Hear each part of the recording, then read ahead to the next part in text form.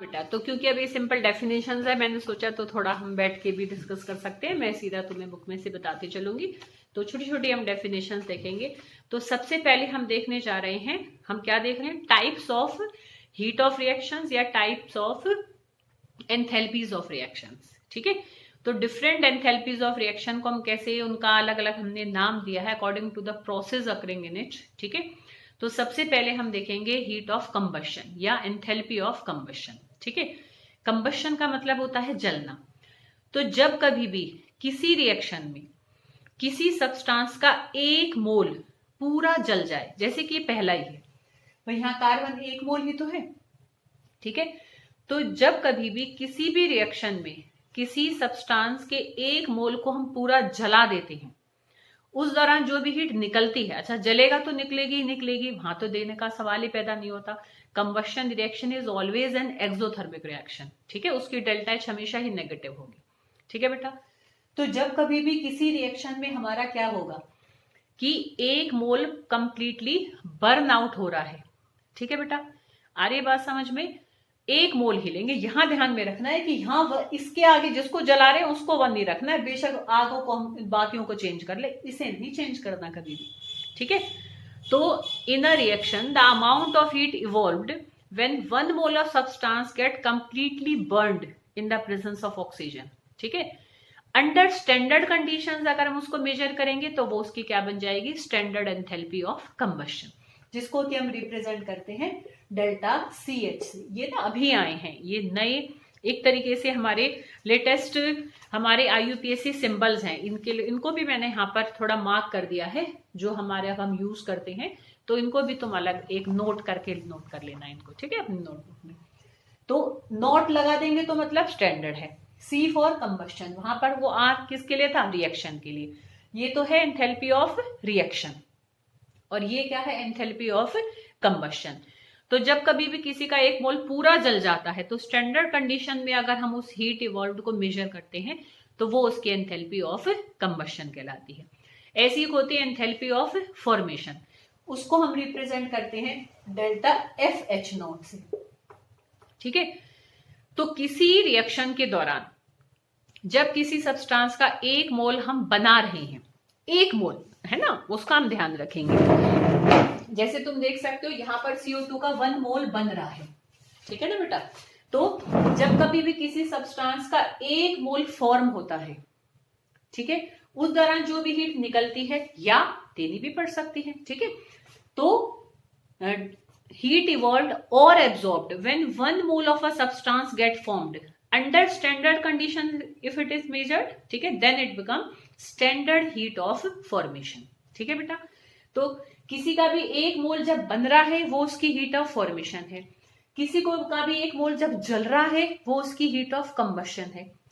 किसी एक balanced chemical equation में जितने भी मोल्स हमें दिख रहे हैं उनको कंप्लीटली रिएक्ट कराने के दौरान जो हीट निकल रही है या देनी पड़ रही है वो उसकी हीट ऑफ रिएक्शन है। तो ये जो वैल्यू है ना बेटा इस रिएक्शन में, ये कार्बन की तो हीट ऑफ कंबशन है, CO2 की हीट ऑफ फॉर्मेशन है, और इस पूरे रिएक्शन की हीट ऑफ रिएक्शन है। तो इस एक एग्जाम्पल से हम इन तीनों को भी आराम से समझ सकते हैं। अच्छा, हीट ऑफ फॉर्मेशंस का हमें फायदा भी होता है, इसके ना न्यूमेरिकल आगे भी करेंगे।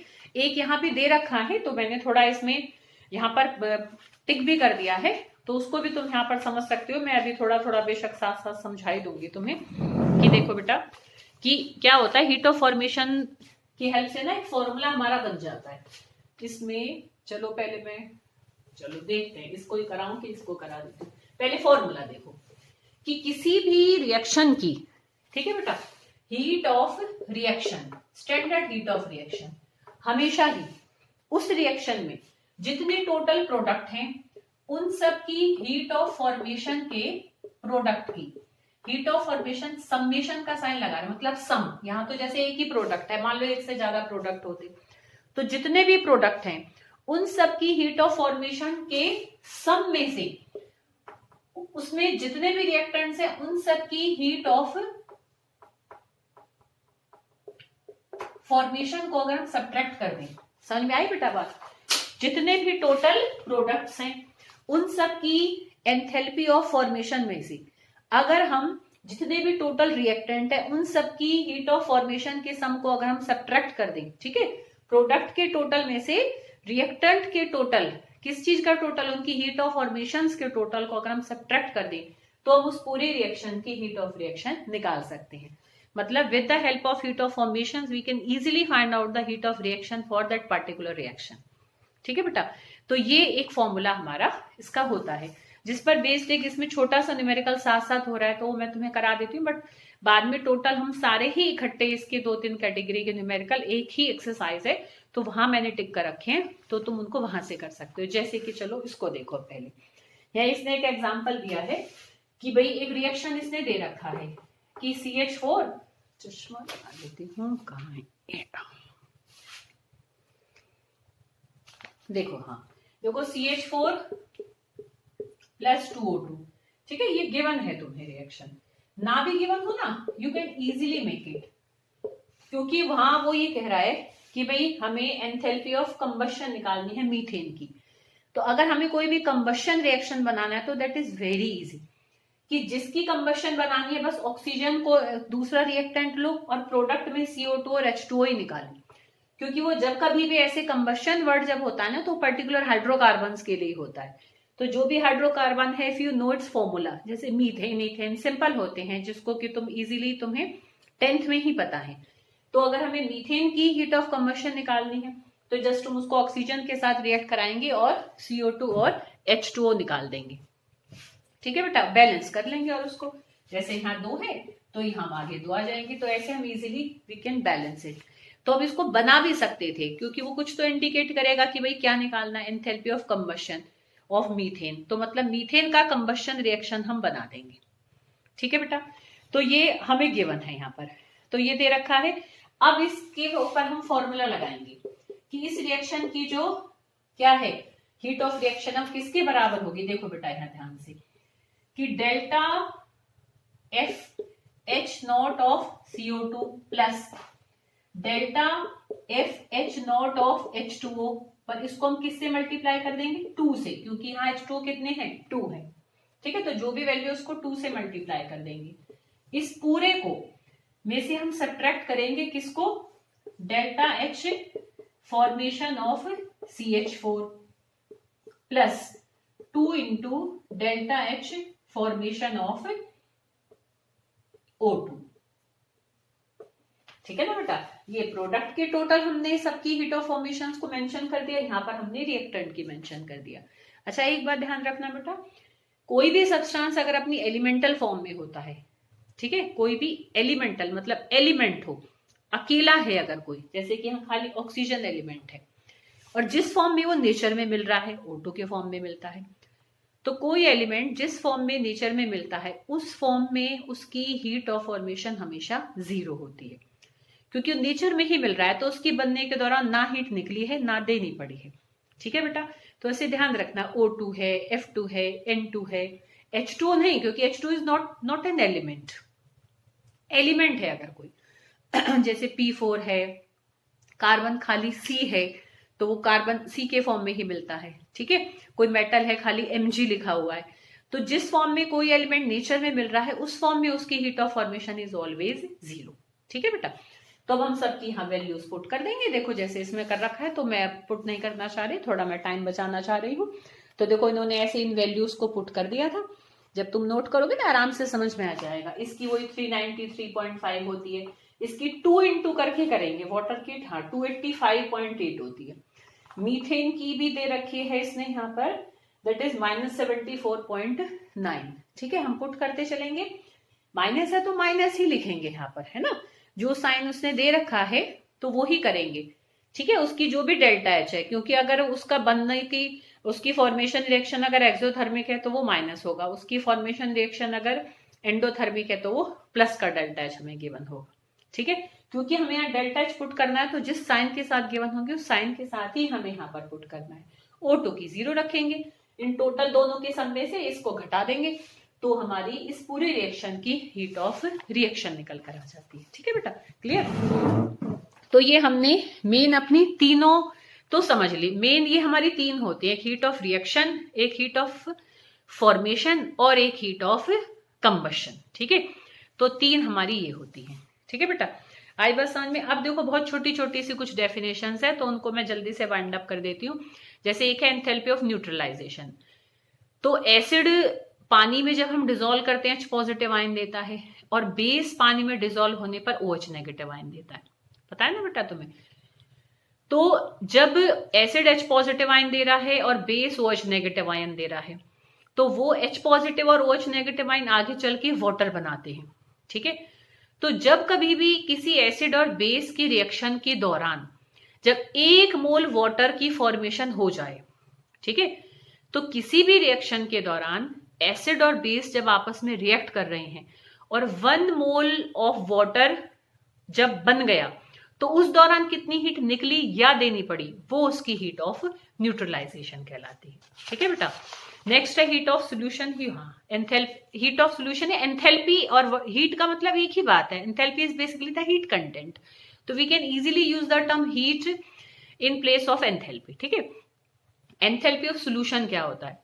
एंथैल्पी ऑफ सोल्यूशन बेसिकली क्या है कि मैं किसी चीज को घोल के, मतलब जैसे मैंने नमक को पानी में घोला, ठीक है, तो जब हम कोई गिवन अमाउंट ऑफ सॉल्वेंट है कि सॉल्वेंट की अमाउंट तुम्हें मेंशन कर दी है, ठीक है बेटा, मान लो कि जैसे उसने तुम्हें 100 ग्राम पानी दिया है, तो 100 ग्राम पानी में, ठीक है बेटा, मैं नमक को घोलती जाऊंगी घोलती जाऊंगी घोलती जाऊंगी। अरे बेटा बात समझ में? तो 100 ग्राम गिवन अमाउंट ऑफ सॉल्वेंट में, ठीक है, जितना हमारा सोल्यूट घुल जाए, तो उस घुलने के दौरान जितनी भी हीट निकली या देनी पड़ी, वो उसकी हीट ऑफ सोल्यूशन कहलाती है। ठीक है, समझ में आई बेटा बात?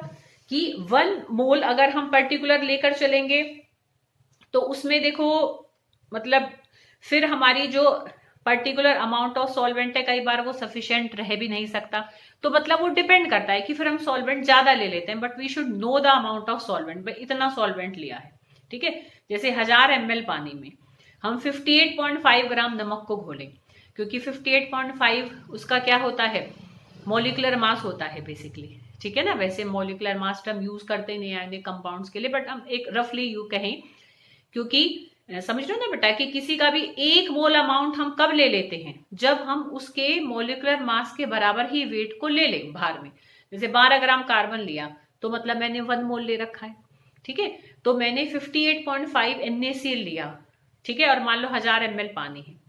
ठीक है बेटा, तो 58.5 ग्राम हमारा एक तरीके से क्या है, जो भी एक अमाउंट हमें मेंशन कर रखी है सॉल्वेंट की, उसमें जब वो हम उसको घोल रहे हैं, तो उस दौरान कितनी हीट निकल रही है या देनी पड़ रही है, वो उसकी क्या कहलाती है, हीट ऑफ सोल्यूशन। समझ रहे हो कि मतलब 1 मोल सब्सटेंस के सोल्यूशन बनाने के दौरान जो हीट निकली या देनी पड़ी, वो उसकी हीट ऑफ सोल्यूशन कहलाती है। एक लेटिस एंथैल्पी है, जो कि हम ऑलरेडी केमिकल बॉन्डिंग वाले चैप्टर में कर चुके हैं।